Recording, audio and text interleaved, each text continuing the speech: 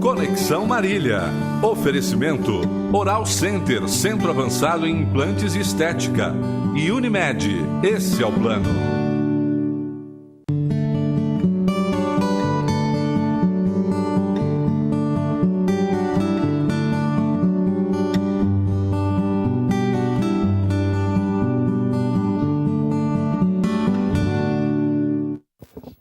Olá, muito boa noite. Estamos começando mais uma edição do programa Conexão aqui pelo seu canal 4. Sempre em nome de Unimed Marília, cuidar bem da sua saúde. Este é o plano. Conosco também a Vitalícia, Levíssima Água de Marília. Exija, peça, diga eu quero Vitalícia.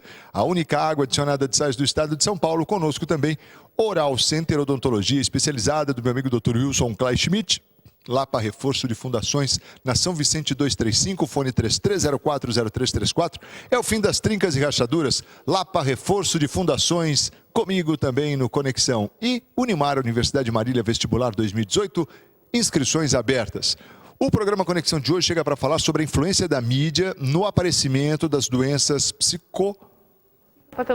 das psicopatologias, é verdade. Olha que eu ensaiei, treinei aqui esse tema, mas a Ana Glaucia está aqui para falar exatamente sobre esse assunto conosco. Ela que é especialista no assunto, psicóloga, e traz aqui exatamente um pouco do seu conhecimento para compartilhar conosco a respeito da influência da mídia, esses fatos midiáticos que têm bombardeado aí as nossas mentes, né, as informações e os acontecimentos, os fenômenos, enfim, uma série de situações. Primeiro, para a gente, as psicopatologias, quais são assim as mais frequentes? Ana, boa noite, obrigado por ter aceitado o nosso convite mais uma vez. Obrigada, é um prazer estar aqui com vocês. As psicopatologias são doenças da psique. Patologias são doenças, né, da psique. Então, são as doenças da mente, né, os transtornos mentais, os mais que aparecem mais, os mais que têm maior incidência, é depressão, ansiedade, transtorno do pânico, síndrome do pânico, né?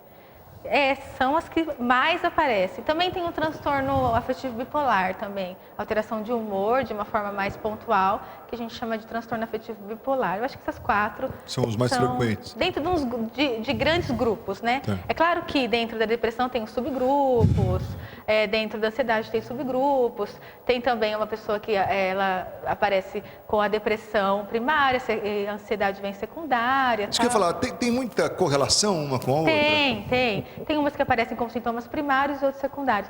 Geralmente a depressão e a ansiedade elas estão bastante ligadas, assim. Uma vem primeiro, depois vem a outra, mas tem também pacientes que apresentam depressão com sintomas psicóticos, né, que esse paciente fica mais persecutório, Tá, né, mais encanado, assim, né. Uma pessoa ansiosa, ela vai ser fatalmente uma pessoa depressiva? Ou uma pessoa depressiva, fatalmente uma pessoa ansiosa? Vai apresentar ansiedade? Não necessariamente. A gente não pode fechar, está com depressão, então vai apresentar ansiedade. Não. Cada ser humano é um, né? Mesmo porque a depressão, todas as doenças, e inclusive as psicopatologias, elas têm influências internas e externas. Então, a gente tem todo mundo, que é essa coisa da influência midiática, né? A gente tem todo o exterior que nos influenciam e também nos movem para o desenvolvimento de uma psicopatologia, mas tem também nossos conteúdos internos. E aí, conteúdo interno é individualizado, depende de cada um. Bom, vamos falar então da influência midiática, né? De que forma isso tem influenciado as pessoas? Pois é. Todos nós somos influenciados de alguma maneira por alguém, por alguma coisa. A mídia hoje, ela é uma mão na roda para nós, né? E para muitas pessoas. Só que as pessoas elas ficam muito ligadas e elas têm meio que sem filtro nas informações que vão chegando até elas. E hoje em dia, a gente não precisa correr muitos canais ou entrar em muitas páginas na internet para a gente ver terrorismo, para a gente ver homicídio, para a gente ver assassinato, para a gente ver suicídio, para a gente ver tragédias. E essas tragédias, querendo ou não, elas vão sendo interiorizadas na nossa mente. Nós temos umas janelinhas aí da memória que a gente tem que filtrar. Então elas vão interiorizando, meu Deus, mas que coisa horrível, meu Deus, mas que coisa terrível que aconteceu com aquela mulher, que coisa terrível que aconteceu com as crianças, onde o mundo está, o que está acontecendo? A pessoa começa a ficar ansiosa e com medo dessa sociedade. E se isso a gente não conseguir separar muito bem o que é do outro e o que é meu, Eu posso desenvolver, sim, um medo coletivo, uma ansiedade coletiva, ou então eu posso desenvolver até mesmo uma limitação de sair de casa, dependendo do quanto que eu interiorizo aquilo, do quanto que eu falo, meu Deus, quanto eu reduzo. Meu Deus, realmente o mundo está acabado, não tem mais jeito mesmo, as pessoas estão enlouquecendo, e para eu sair de carro e eu encostar o meu carro no carro do outro e ele vir e me matar a pauladas, são 2 segundos.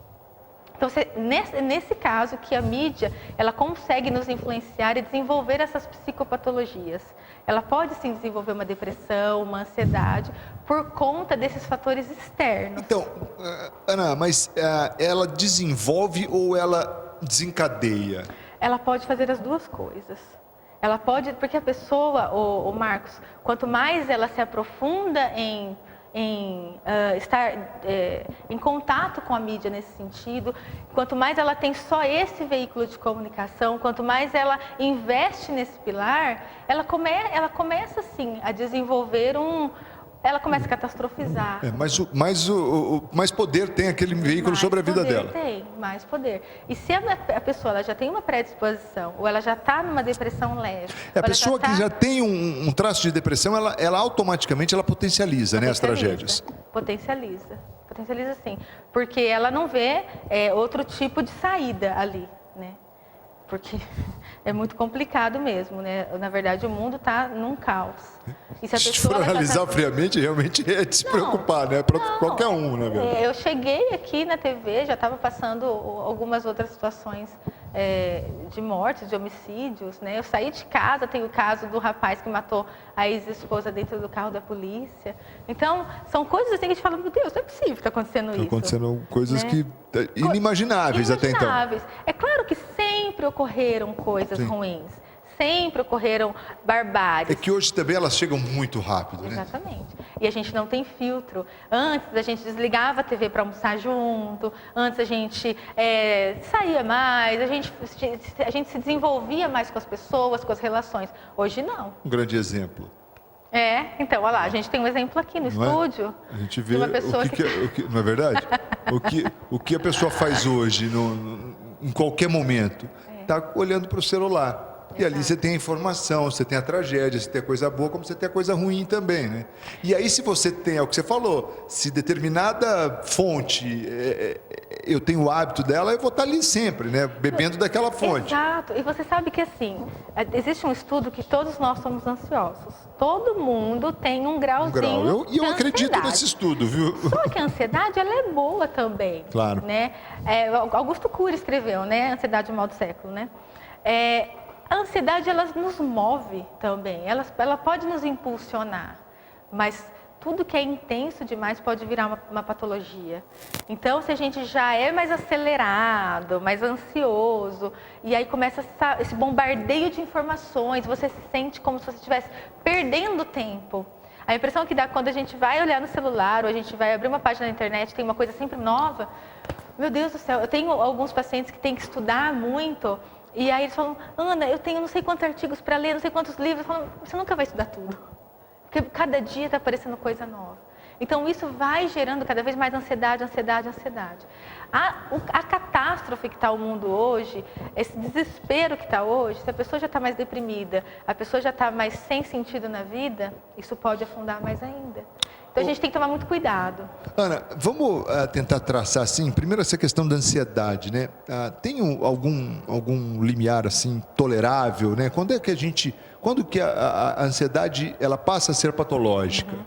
Tem, nisso que eu vou te falar, está ligado a todas as doenças em geral e as psicopatologias.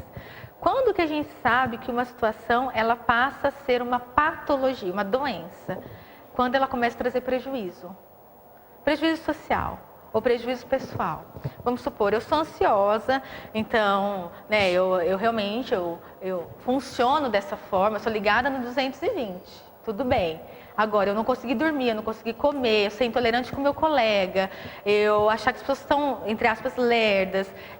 Pronto, aí você já está trazendo um prejuízo pessoal e um prejuízo social. Eu estar triste é normal, é natural. Faz parte da nossa vida a gente ficar triste. Agora, eu ficar triste mais de 2 semanas, mais de 6 semanas, mais de 3 meses, aí eu já preciso pensar num humor mais deprimido. Entende? Nesse sentido, a diferença do normal para o patológico é a intensidade e o quanto que isso traz de prejuízo. Mas, para isso, Marcos, a gente tem que parar e a gente tem que se observar. Só que a gente não faz isso, a gente tem tempo, né? Pois é, e se for ansioso, aí que você Acabou, mesmo. não. Me observa aí, Ana, porque eu não consigo me observar. Então, a gente tem que dar um tempinho, parar, se observar, entender que se aquilo está dando um prejuízo mesmo, será que eu estou passando do limite? Teve uma pessoa que um dia falou para mim que tinha esquecido de almoçar. Você acha que eu esqueci de almoçar, né? Ela esqueceu de almoçar. Passou um tempo, nossa gente, acho que eu não almocei hoje. Está tendo um prejuízo, entende? Então a gente tem hoje a necessidade de estar sempre à frente do tempo e eu sinto te dizer que você não vai estar à frente do tempo, não tem como. Então, quando você percebe que isso gera um prejuízo, é hora de você buscar ajuda. É hora de buscar ajuda.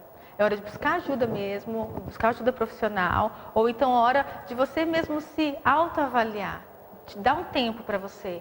Entender onde que você talvez esteja colocando, sabe, as coisas muito mais à frente. Só que para isso a gente precisa ter um olhar muito criterioso em relação a nós mesmos. A gente precisa desse tempo, de um tempo para a gente parar e refletir sobre nós. A gente não tem esse tempo, a gente não se dá esse tempo. A gente parar e pensar, será que essa notícia que eu estou lendo, no que ela vai me agregar?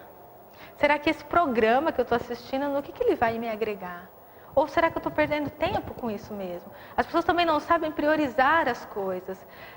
A catástrofe, a mídia, o homicídio, aquela coisa horrível, é o que chama mais atenção da gente. E a gente se prende naquilo, e a gente se alimenta com aquilo. É como se a gente tivesse na nossa cabeça 2 cachorros da mesma espécie, só que um a gente alimenta mais e o outro a gente não dá comida. Quem que vai vencer? Que a gente alimenta mais. Então, o que a gente alimentar mais na nossa cabeça é o que vai vencer. Se a gente fica muito focado, a gente precisa das notícias, nós precisamos. Mas se a gente ficar muito focado nisso, se alimentando só com isso, a gente vai ter só isso de memória.